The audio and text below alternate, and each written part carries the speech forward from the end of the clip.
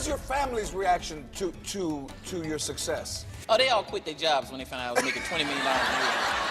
It's my, we rich. I was like, no, I'm rich.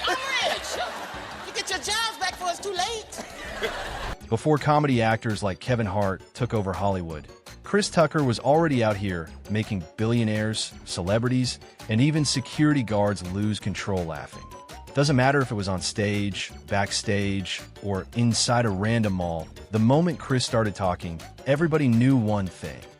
Keeping a straight face was officially impossible. We went to a mall. We was out. Michael wanted to go to the record store or something. And let's go. And it was only thing was in the car was a Spider-Man mask. So Michael said, "I'll put this on. We'll go in and we get." I said, "Michael, you can't do that. Spider-Man ain't gonna just be walking through the mall. Ain't nobody. They gonna know it's you, Michael." He's like, "No, he won't. Chris, it'll work. It'll work." We go in the mall, and he was getting away with it until people figured it out because I was with him, and he was like, "Chris, is that Michael Jackson in that Spider-Man mask?"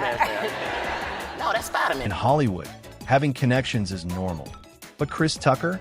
Man, this dude collected famous friends like Pokemon cards. One minute he's joking with music legends, the next minute he's hanging out with world leaders like it's just another Tuesday afternoon.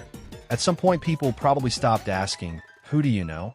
and started asking, "Who don't you know?" He knows everybody. Yeah. You know everybody? I kind of do, you know what I mean? Okay, how about like Stevie Wonder? You know Stevie Wonder? I know Stevie. Stevie's, oh man, he called me. Keep trying. You're gonna have to go way deep into Stevie Wonder. I know, but you know Stevie. I was That's like, so you know, cool. Muhammad Ali is one. He was like, yeah, I met Muhammad. I know Muhammad Ali. Muhammad Ali? He said, "You a funny mother Tucker." I said, "Oh, Did he really? Met Mandela. Met Mandela. Oh my God. Went to Africa, and he was like, "Where is Chris Tucker? I want him to meet my grandkids." But the funniest part is, even though Chris knew everybody, half the world had absolutely no clue who he was. Dude would walk into another country, and people would mistake him for a completely different celebrity. Imagine being famous, but people still yelling another celebrity's name at you while asking for an autograph. That's a different level of confusion. How did you finish? Because see, my fear is that all people in Hong Kong will think all Americans now are like Chris Tucker. Oh man, Hong Kong. I was the only black person in Hong Kong. I was looking for black people. I said, "Where are the black people at?" No black people, no. They thought I was Kobe Bryant, man. They didn't know who I was. Really, Kobe Bryant? Like, Kobe, sign my autograph, Kobe. We love you. Where's Shaq? People think stars live in Hollywood. You live in Atlanta. Everyone, musically and creatively, they live in Atlanta. Yeah, Atlanta. I'm from Atlanta. I'm from Decatur, Georgia. So I'm back and forth. I'm halfway in California. I'm halfway in Georgia, man. So I love it down there. Do they leave you alone in Atlanta? Sometimes, man. But people, you know, they sometimes it's because they don't see a lot of celebrities, so they be coming up to me, looking at me like, "Hey, man, you?" You? I'm like, "Yeah, I'm me. You?" They be like, "What you doing out here in the grocery store shopping?" I gotta eat too. I'm getting some food. You think I'm a superhero? Get away from my cart, man. Chris figured out very early that making people laugh was basically his superpower. School wasn't even school anymore. It was his personal comedy club. Teachers were trying to teach math while Chris was turning the classroom into a live stand-up special every single day. Instead of worrying about homework, this man was busy testing jokes on teachers and making principals laugh harder than students. I used to get on teachers' nerves. They used to hate me. They used to get mad.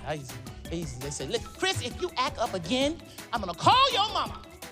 I said, "If you're gonna call my mama, you're gonna have to pay the phone bill because the phone been cut off for 2 weeks." She'd be pissed off. "Get out of my room. He's sick. Go to the principal's office." I'd go to the principal's office. I didn't care.